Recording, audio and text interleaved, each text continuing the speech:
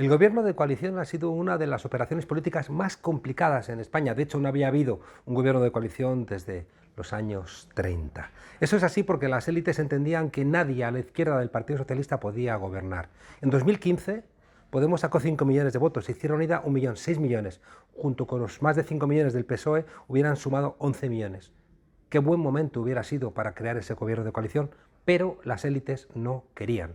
Las élites que además tenían su representación política en el PP, pero también en el PSOE. Tanto es así que le cortaron la cabeza a Sánchez. Regresó con un discurso, somos la izquierda, ganó la Secretaría General del PSOE, ganó las elecciones y al final, tras convocatorias y desconvocatorias, tras cosas que le quitaban el sueño y cosas que se lo hacían recuperar, finalmente hubo un gobierno de coalición. Un gobierno de coalición que ha permitido quizá la transformación más profunda que uno podría imaginar en un contexto de crisis brutal como la de la pandemia y que tanto recuerda a las cosas que se hicieron en 2008 y el precio profundo que pagó el pueblo. Sin embargo, Pedro Sánchez parece que ha cambiado su perspectiva.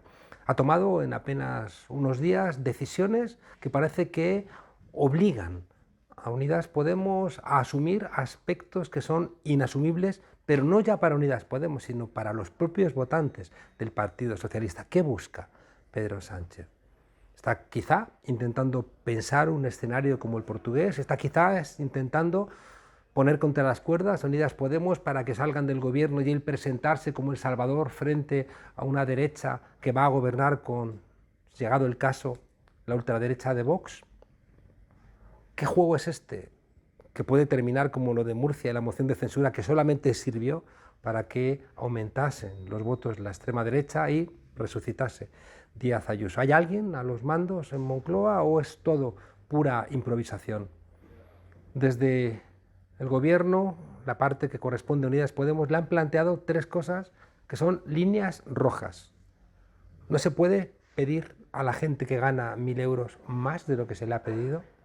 Hace falta un escudo social para que la subida del precio de la energía, para que todos los acumulados vinculados a los problemas estructurales de este país que desembocan en la inflación, para que las dificultades que está teniendo otra vez el pueblo, para pagar el alquiler, para pagar la cesta de la compra, para pagar la factura de la luz, del teléfono, de internet, no se convierta en la más absoluta de las pobrezas. Y en tercer lugar, que los ricos paguen. Con estas 3 cuestiones no solamente se impedirá que aumente la extrema derecha, sino que el gobierno de coalición gozará de buena salud. Y la pregunta sigue siendo la que hacía al comienzo Sánchez. ¿Hay alguien a los mandos en Moncloa? Sabemos que vuestra experiencia es la de haber recibido muchas promesas nunca cumplidas. No prometeros algo, sino comprometerme con la historia. Felipe González en Tinduf. Agarras el violín con la izquierda, pero lo tocas con la derecha. 46 años después, el PSOE repite la misma jugada. El no a la OTAN se convirtió en sí porque el interés de España así lo requería. Realpolitik lo llamaba Bismarck en el siglo XIX. El problema es que la izquierda nació precisamente contra la Realpolitik, contra su cinismo y contra su crueldad.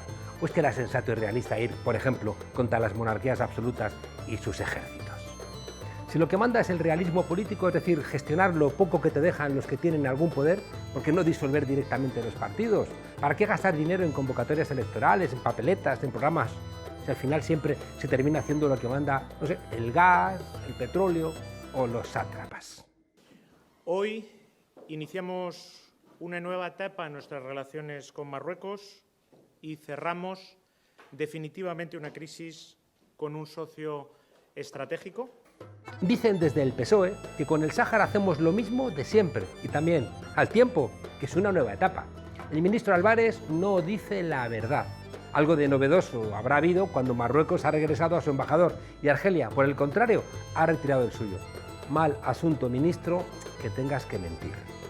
La vergüenza histórica de España con el Sáhara Occidental arranca el 14 de noviembre de 1975 con la firma del Acuerdo Tripartito de Madrid, con un Franco y un Juan Carlos de Borbón cobardes y traidores, pero tranquilos, que el presunto delito de haberlo, aunque eso sí, no la vergüenza, ha prescrito. Aquel acuerdo cedió el Sáhara Occidental a Marruecos y a Mauritania, contra la postura de Naciones Unidas, que nunca lo ha reconocido porque violaba el derecho internacional. 87 países reconocen al Sáhara Occidental como Estado. La Marcha Verde, una columna de gente violenta, pagada por Marruecos, fue la que provocó aquel bochornoso acuerdo. ¿Quién la impulsó? Pues nuestro amigo americano del alma. No es lógico que España esté en África, dijo Kissinger en el 74. Y un año después, el mismo Kissinger cerró la entrega del Sáhara Occidental a Marruecos con un telegrama.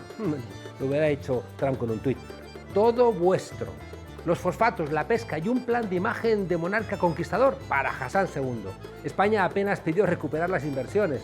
Juan Carlos I negoció mucho mejor sus comisiones del tren a la Meca. El Tribunal de La Haya, en una sentencia, dijo que el territorio del Sáhara no tenía nada que ver con Marruecos. Es un invento de la monarquía alauita. La monarquía alauita, amiga de la Casa Real Española, exporta a Estados Unidos más de 40 millones de toneladas de fosfatos al año, unos 1.200 millones de euros que benefician a Mohamed VI y casi nada a Marruecos. Un acto de piratería, pues según sentencia del Tribunal de La Haya del 16 de octubre del 76, Marruecos nunca había tenido ningún vínculo jurídico con la antigua colonia española y que todo aquello fue un montaje, todo fue un invento de Hassan II para mantenerse sólidamente en el trono. Según la legalidad internacional, España sigue siendo la potencia administradora responsable del territorio si hasta tenían un DNI español. Hasta que, por supuesto, se cierre, como debe cerrarse legalmente, un proceso de descolonización.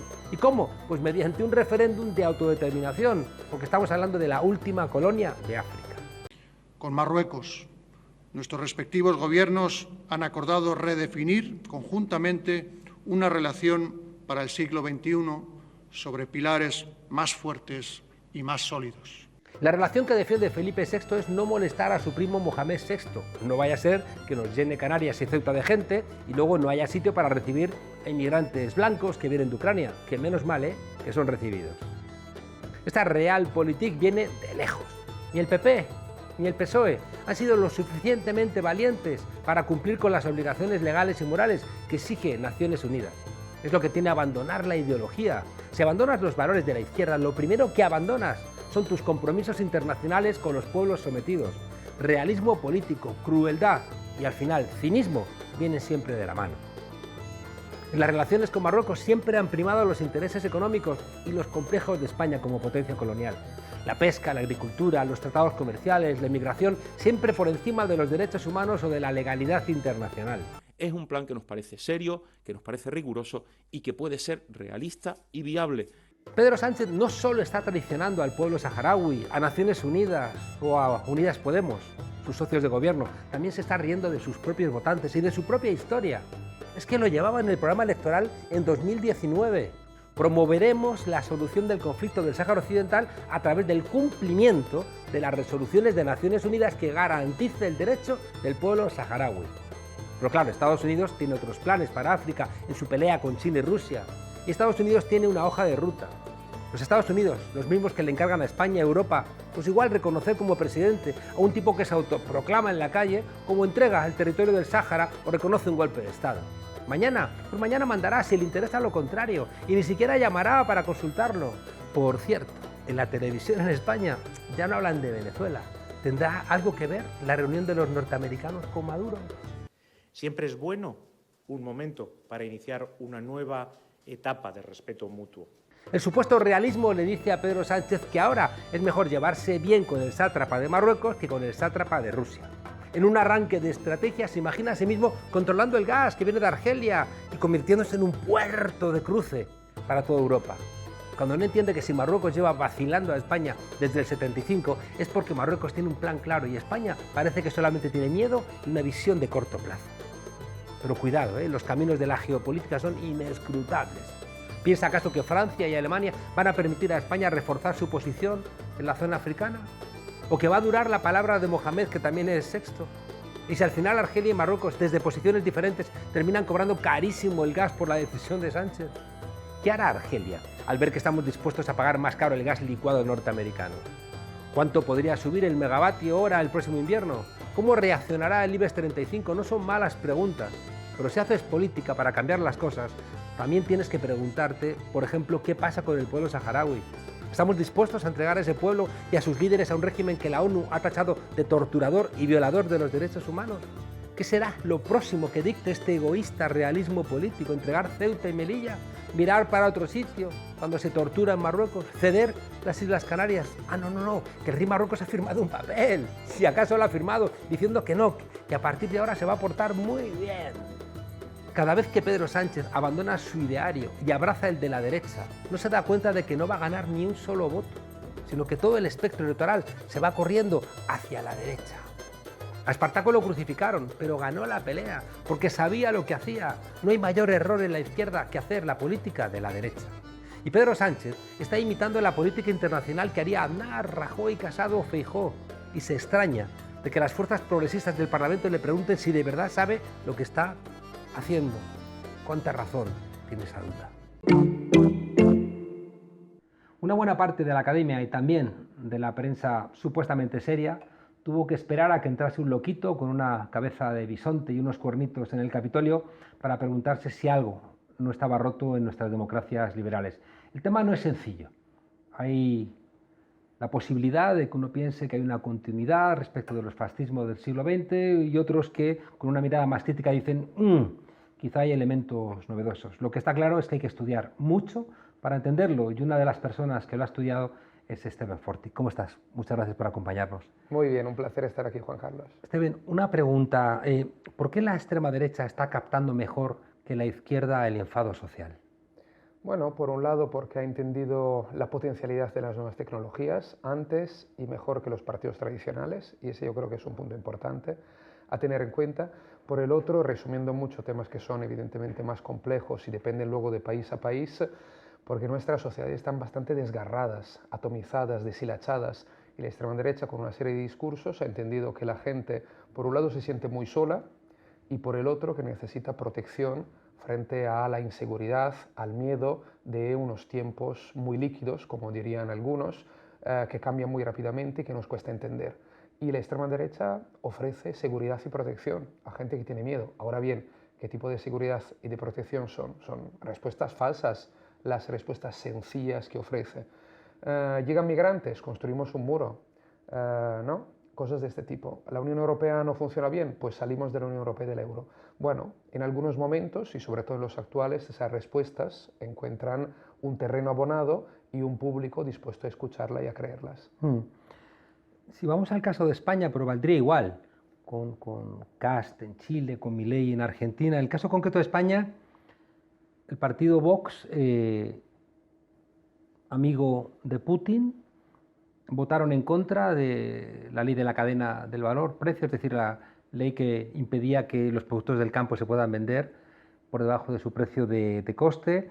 Votaron en contra de la derogación de la ley Mordaza, han votado en contra de la obligación de que los bancos atiendan a los mayores de manera presencial, han votado en contra de las ayudas a los afectados por el volcán de Palma y, sin embargo, te encuentras a Vox queriendo capitalizar las manifestaciones de los agricultores, te los encuentras diciendo que son el partido de la gente mayor, protagonizan los actos, ¿no? O acompañan o justifican los actos más extremos de las manifestaciones de la patronal del transporte.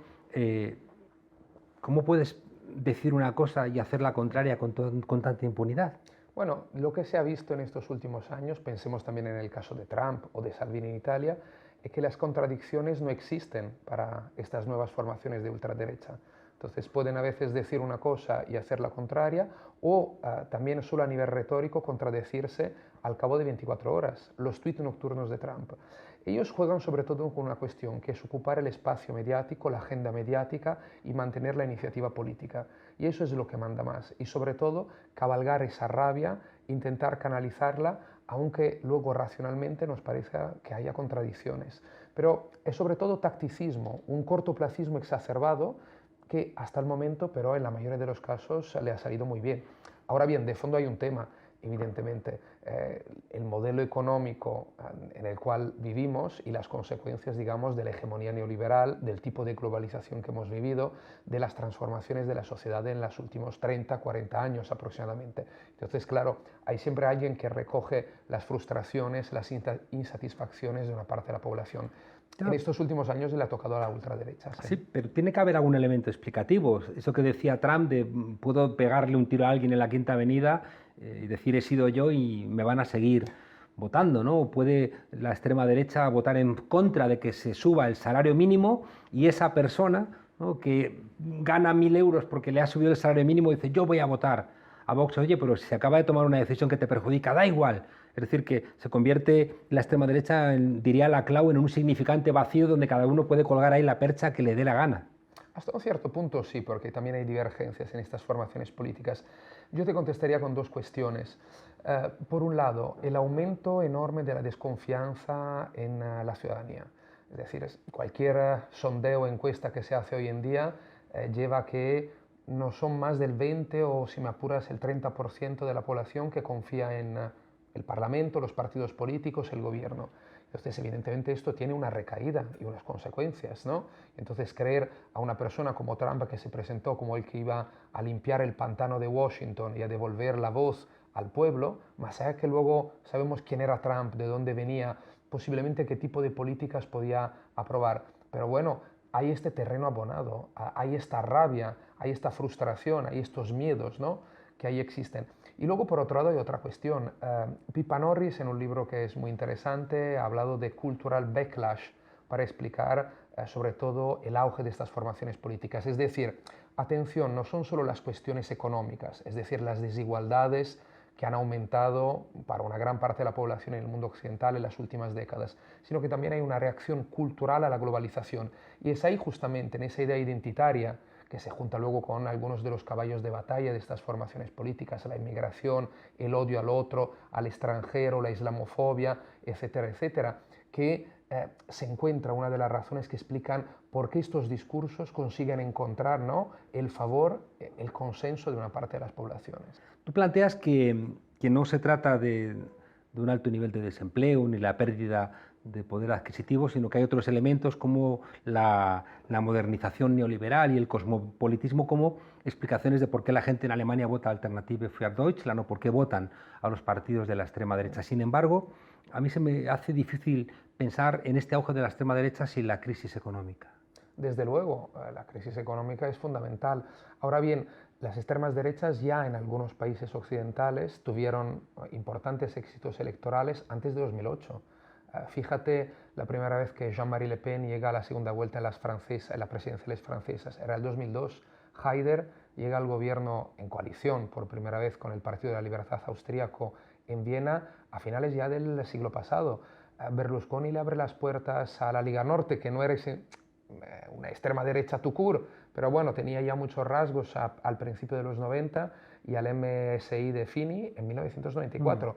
Es decir, desde luego que la crisis económica es importante, pero yo creo que no podemos limitarlo, reducirlo solo a aquello. Claro, o sea, las simplificaciones no dan, no hay una sola causa. Lo que ocurre es que, ¿cómo explicamos, por ejemplo, en casos como España o en otros lugares, en Chile, cuando de repente la democracia cristiana decide entregar todo su apoyo a un tipo que viene del pinochetismo, ¿no?, como es Cast, ¿no? Como la extrema derecha, por ejemplo, en España, viene del Partido Popular. Y sí que es verdad que tiene que haber siempre un elemento como de shock, ¿no?, que suele ser pues, una identidad amenazada, ¿no?, las migraciones de Siria, el caso catalán en España. Pero creo que es ese elemento, ¿no?, de ruptura del statu quo material el que va a permitir que esos otros elementos tengan fuerza y se articulen.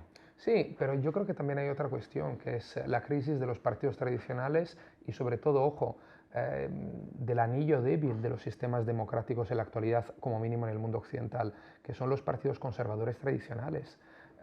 Y no estamos solo hablando de Estados Unidos, donde el Partido Republicano se ha convertido ya en otra cosa. Tampoco hablamos solo de los Tories británicos que se han brexizados, es decir, se han convertido en el Brexit Party de Farage. Hablamos también efectivamente del Partido Popular. Italia, dejémoslos de lado porque es un laboratorio desde hace años en ese sentido, pero también los republicanos franceses están viviendo una crisis descomunal. Lo único que hasta el momento se salva, por así decirlo, es la CDU en Alemania, aunque en la época post-Merkel veremos lo que nos depara. Entonces yo creo que también es una cuestión muy de fondo que tiene que ver con la crisis de las formaciones políticas tradicionales y la crisis de los partidos que habían sido los pilares de las democracias post-1945. Entonces, ahí yo creo que también encontramos una de las razones, sin quitarle importancia ni a la crisis económica, ni a la crisis del modelo neoliberal y de la globalización neoliberal que tú comentabas, y tampoco, evidentemente, a las consecuencias más culturales que conllevan a veces a una reacción más identitaria, nativista, justamente en reacción a las transformaciones de sociedades que son, aunque la gente no lo quiera ver o no lo quiera asumir, multiculturales. Claro, o sea, siempre hay como un miedo, ¿no? Una parte es incertidumbre y otra parte es la sensación de que pierdas estatus de alguna manera, ¿no? Y que pierdas esa condición patrimonial en la cual vives. Claro, la crisis yo creo que de alguna manera lo que hace es exacerbar, la crisis económica hace exacerbar esos momentos y de alguna manera cierra el juego. Hemos dicho muchas veces que es una simplificación que siempre el capitalismo en crisis genera alguna forma de autoritarismo. Y es verdad que hay que como completarlo, pero no deja de ser una realidad, si no yo no me explico por qué de repente dejan de, cuando no les resulta útil en España a Ciudadanos, los mismos que estaban financiando a Ciudadanos le pasan todos los recursos mediáticos y financieros a una formación como Vox. Digamos que citando a Gramsci, ¿no? Entre lo viejo y lo nuevo es cuando surgen los fenómenos morbosos o los monstruos que decía en la versión italiana de su texto Gramsci. Cierto. Ahora bien, yo creo que también tenemos que hilar más fino en lo que es el sistema capitalista, no sé si llamarlo 3, 4, 5, 6.0 ya. Bueno, el del siglo XXI. Porque, por ejemplo, también en el caso de Trump, si miramos, ¿no?, a la patria del capitalismo neoliberal, hemos visto cómo diferentes sectores se han opuesto claramente a Trump.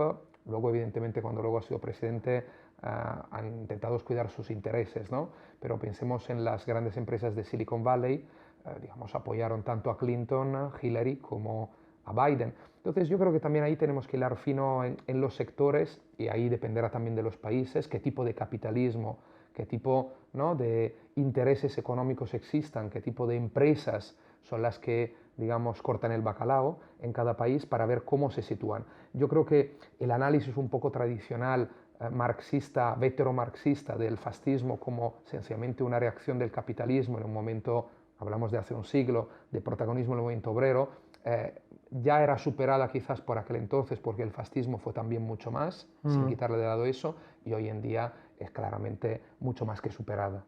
Sí, sin duda, ¿no? Y genera contradicciones, ¿no? ¿Qué hacen neonazis al lado de los ucranianos pro-OTAN y de los ucranianos prorrusos? Y en los dos lugares hay nazis. Sí, y por otro lado había, por ejemplo, vi un vídeo el otro día, un tejano que se define comunista y que definía el gobierno de Obama como un gobierno ultraderechista y que estaba luchando en el Donbass en contra del supuesto gobierno nazi de Ucrania. Hablamos de hace unos años, ¿no? Es decir, estamos viviendo, yo creo, aquí, más allá luego de estos fenómenos más bien esperpénticos como este del tejano que estaba luchando con el Donbass, hablando de nazis everywhere, o fenómenos preocupantes, aunque sean minoritarios, como el de los nazis que están a un lado o al otro de las trincheras de Ucrania, luchando con los unos o con los otros, pero estamos viviendo una fase de confusionismo ideológico. Ojo, con eso no estoy diciendo que las ideologías han llegado a su fin, que era, ¿no?, la fantasía de algunos hace unos 30 años. Las ideologías siguen existiendo, lo que pasa es que hay mayor confusión. Hay una mayor confusión y de hecho hay un libro estupendo en ese sentido que habla muy bien del contexto francés, que es de Philippe Courcouf, que habla justamente de este confusionismo, ¿no?, ideológico, que nos muestra luego cómo se crean diferentes cosas. Por un lado, la capacidad de la extrema derecha de ser, eso sí, como el fascismo histórico, el fascismo clásico del periodo de entreguerras, un organismo saprófago, es decir, poder coger de todo un poco, aunque sea de forma retórica, intentar apropiarse de conceptos, de banderas, hacerlas suyas para producir un discurso ideológicamente muy confuso, pero a veces muy eficaz a nivel comunicativo, ¿no? Y por otro lado, el fenómeno del parasitismo ideológico, que no produce monstruos, produce sí fenómenos bastante peculiares, entre otros el rojipardismo. De esto tanto se ha hablado, no deja de ser un fenómeno minoritario, pero yo creo que también es fruto de esta época histórica marcada por esta confusión ideológica. Pero déjame que siga intentando buscar ese hilo rojo, porque si no entramos en contradicciones, que tú en tu libro lo planteas, como las nuevas extremas derechas tienen un plan conjunto, ¿no? Y tenemos que entender cuál es la base de ese plan conjunto, porque aunque ahora se han visto desafiadas, por ejemplo, con su apoyo tradicional a Putin y con la guerra de Ucrania ya no lo pueden apoyar, ¿no? Y eso que era un elemento de alguna manera compartido ahora se dificulta. Nos encontramos también que cuando Abascal invita a esas extremas derechas a Madrid, pues algunas de ellas defendían a Puigdemont, no estaban a favor de procesos de independencia. Tiene que haber un elemento que junte todo este tipo de lógicas. Bueno, hay un elemento que también nos lo explican las redes globales transnacionales que existen y son una serie de valores ultraconservadores, una agenda común en cuanto a los valores, ¿no? Por ejemplo, el tema del aborto, el tema de los derechos LGTBI, el tema evidentemente de los migrantes, el tema del feminismo, de la igualdad de género o de la violencia de género, como hemos visto ya en el caso español. Ese, digamos que es un mínimo común denominador, un referente ideológico muy claro. Y además ahí hay fundaciones que mueven mucha pasta y que van más allá de simpatías hacia Rusia o hacia Estados Unidos, hacia Trump o hacia Putin. Ahí se juntan un poco todos y van más allá de estas filias y fobias. Y esto yo creo que es uno de los puntos más importantes en lo que concierne las referencias ideológicas, la agenda que desarrollan estos partidos y luego, atención, las leyes que promueven. Porque, por otro lado, sí que vemos divergencias. Una es la que tú remarcabas. Ha habido partidos que tenían simpatías con Puigdemont o con otros, partidos que han tenido simpatías con Rusia o con Estados Unidos y la Alianza Atlántica, ¿no? Y entonces eso a veces creaba algún problemilla, ¿no?, entre ellos. Y de hecho, a nivel europeo hasta ahora, yo creo que la guerra va a cambiar bastante este escenario. No existe a nivel europeo un único partido, un único grupo en el Europarlamento de la extrema derecha, ¿no? Están divididos. Pero atención, divergencias hay también en otra cuestión, de la cual antes a grandes rasgos hemos hablado, que son los programas económicos. Una cosa es las retóricas que pueden utilizar estas formaciones, otra es lo que encontramos en sus programas. Entonces vemos formaciones como Vox, que es claramente ultraliberal, o Bolsonaro en América Latina, en Brasil, y luego tenemos a Marine Le Pen, que lleva prácticamente 12 años defendiendo lo que se ha llamado welfare chauvinism, es decir, un estado del bienestar, una serie de políticas sociales solo para franceses y no para inmigrantes, porque justamente ahí refuerza ese discurso, ¿no? Pero entonces yo te diría, el punto en común más importante es una serie de valores ultraconservadores, ¿no?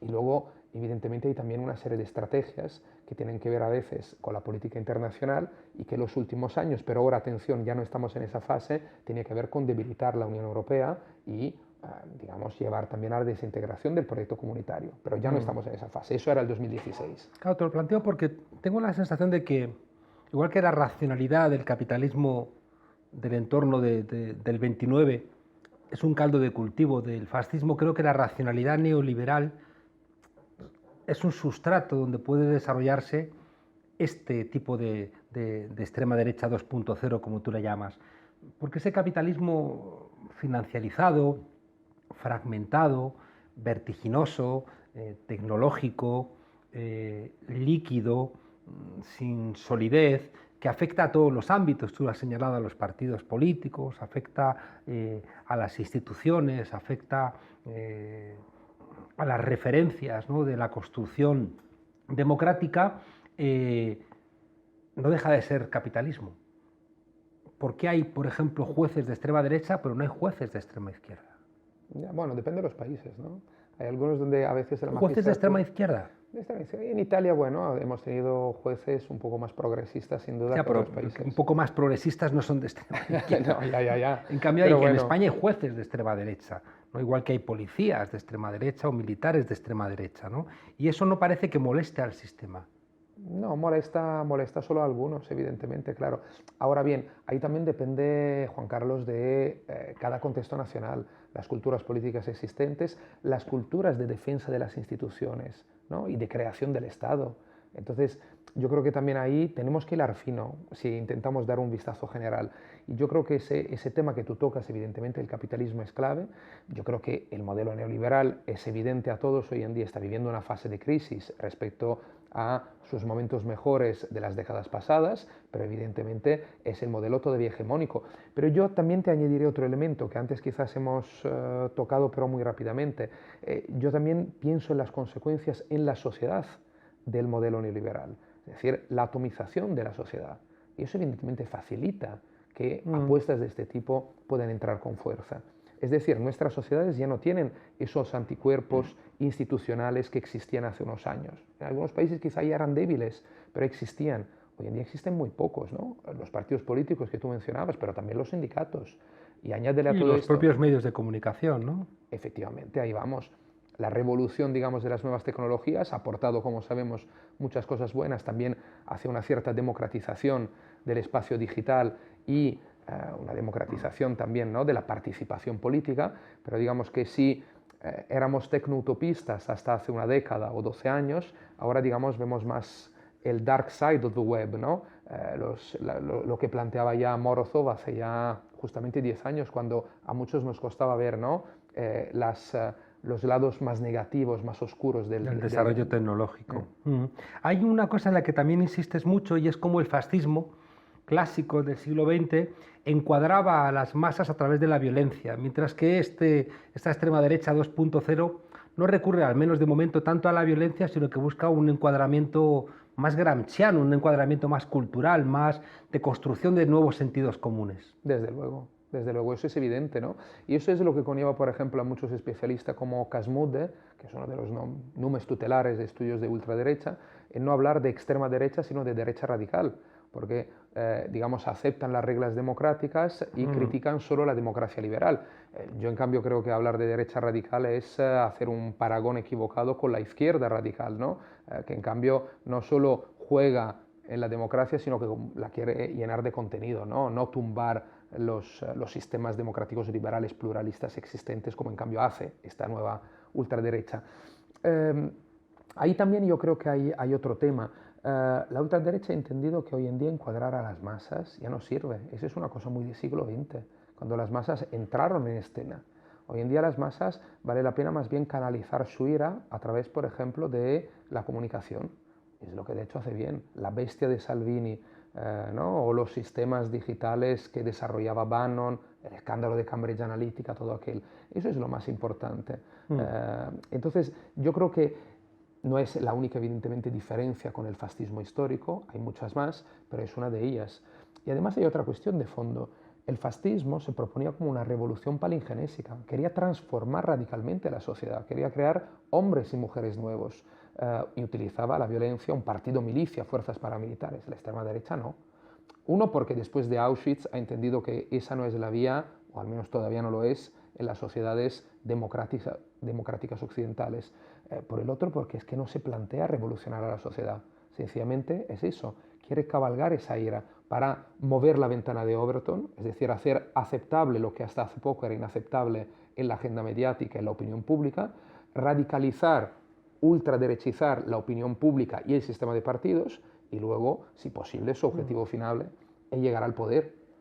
Es que yo entiendo, ¿no? Tú, las 3 veces que has dicho que hay que hilar fino, y claro que hay que hilar fino, ¿no? Pero también creo que se nos escapan cosas si no entendemos que hay personajes en España vinculados a la extrema derecha mediática, no sé, un tipo como Inda o a la extrema derecha política, ¿no?, como Abascal, que si hubiera en 1936, si me los imagino, en un pelotón de fusilamiento falangista y enfrente unos republicanos a punto de ser ejecutados, yo no tengo dudas, ¿no?, en cuál de los dos bandos esta gente estaría. Igual que hemos visto en muchos lugares que cuando la derecha pierde las elecciones da golpes de Estado, ¿no? Y que aquí en España hacen ejecuciones mediáticas, pero en América Latina siguen matando a gente, o ahora mismo tenemos en Colombia, cuando parece que puede ganar Petro, una respuesta muy fuerte por parte del uribismo para intentar invalidar las elecciones. Es decir, que sí que hay elementos de continuidad, aunque nosotros como académicos queremos ver, ¿no?, los matices,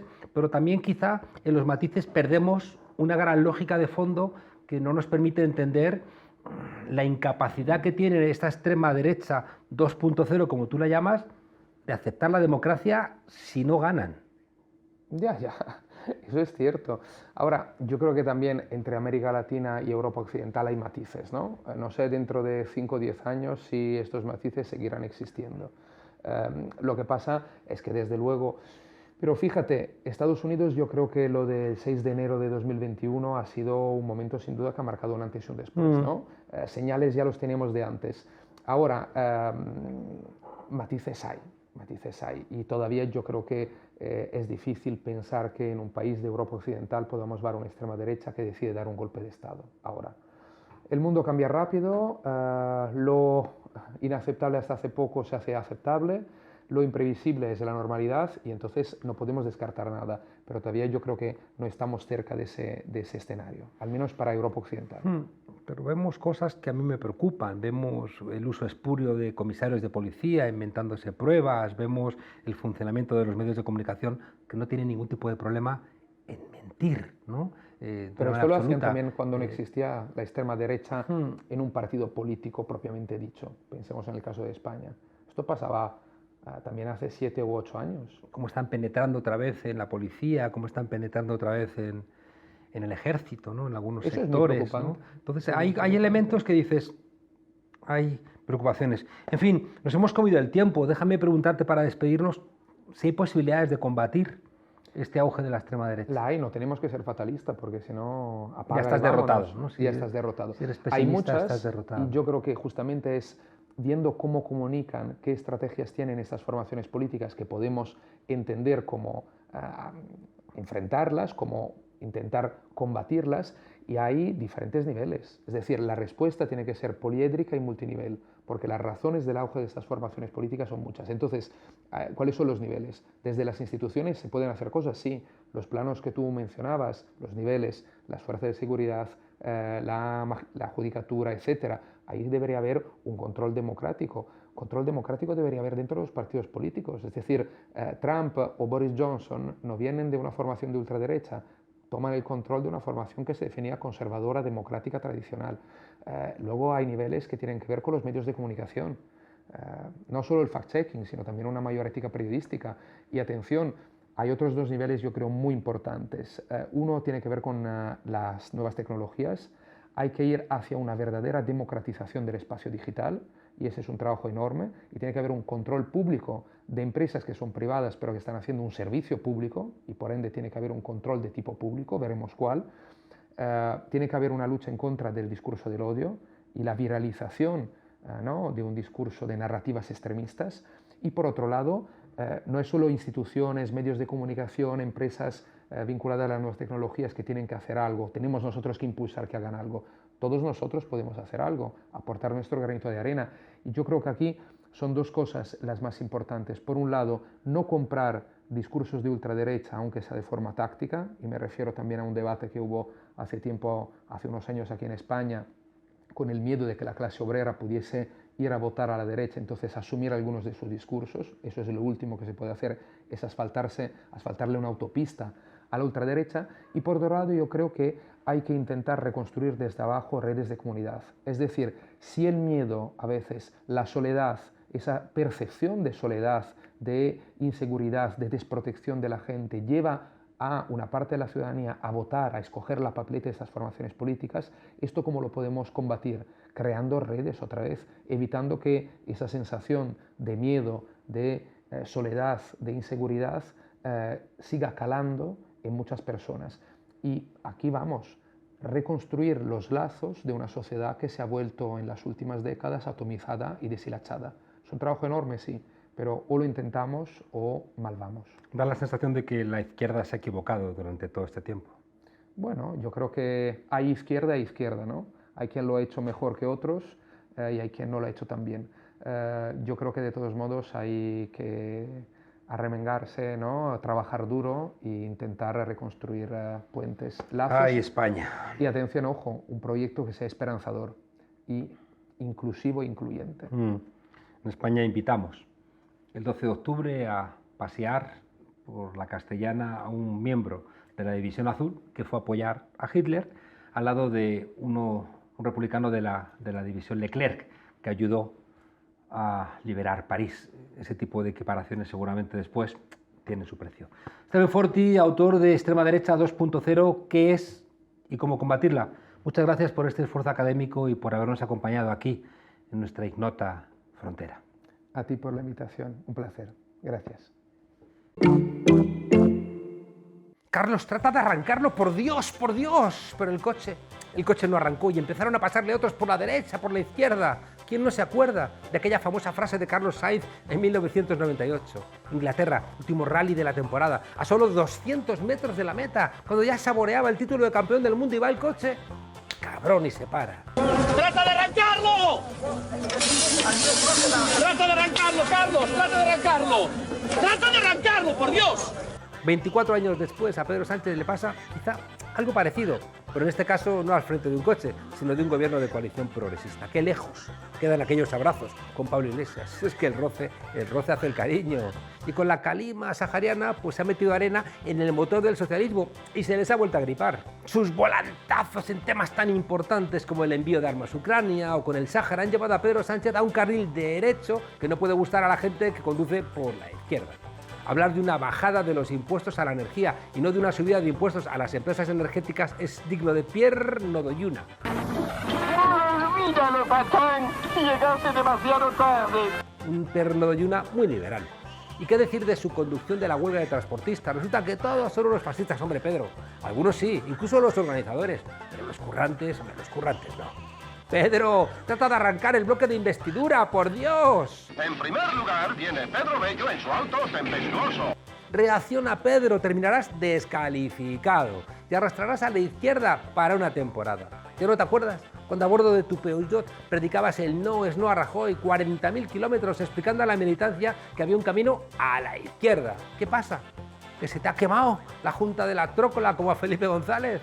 ¿Crees que vas a impresionar a Biden haciendo, no sé, un trompo en política exterior? ¿Crees que en Forocoches te van a nombrar el guapo del mes por la cara? ¿Piensas que haciendo autostop va a recogerte el PP de Feijóo? ¡Que no! Reflexiona, Pedro. A ver si al final vas a tener que volver a tener que llamar, no sé, al mecánico Iván Redondo y al copiloto Ábalos. Las generales están a la vuelta de la esquina. Y mira lo que le pasó a Carlos Sainz. ¡Pedro! Trata de arrancar el bloque de investidura, por Dios. ¡Ay, el parque automovilístico en España! Siempre ha estado viejito. Run, run, run, run. Hasta la semana que viene.